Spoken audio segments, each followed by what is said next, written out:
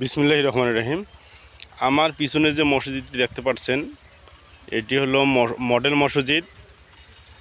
সারা বাংলাদেশের প্রায় সবকটি উপজেলায় একটি করে মসজিদ সরকারি অনুদানে তৈরি করা হয়েছে। এটির ব্যয় মোটামুটি কয়েক কোটি টাকা। তো ভাই, মসজিদগুলো কিছু কিছু মসজিদ এমন জায়গায় তৈরি করা হয়েছে যেখানে মুসল্লিই নাই। আজকে রমজান মাস, 10ই রমজান, দুপুরে জোহরের নামাজে মাত্র 7 থেকে 8 জন মুসল্লি।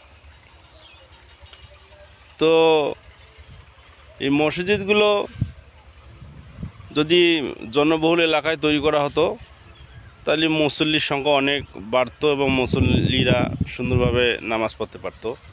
দেখা যাচ্ছে যে বিভিন্ন জায়গায় গহীন গ্রামে, চর এলাকায় মসজিদ সেই একটা টিনের ঘর, কিন্তু মোটামুটি মুসল্লি নামাজ পড়তেছি। অনেক মসজিদে উজুখানা নাই, অনেক মসজিদে পানি পড়ে টিনের ছাউনি দিয়ে।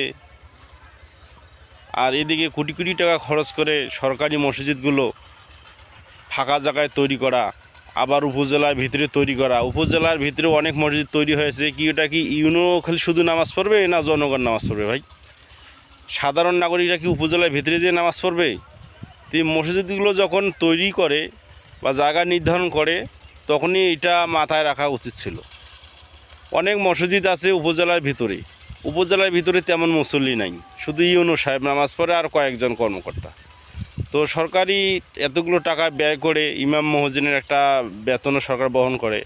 তো এই মসজিদগুলো ঠিক জায়গায় স্থাপন করা জরুরি ছিল ভাই। ধন্যবাদ।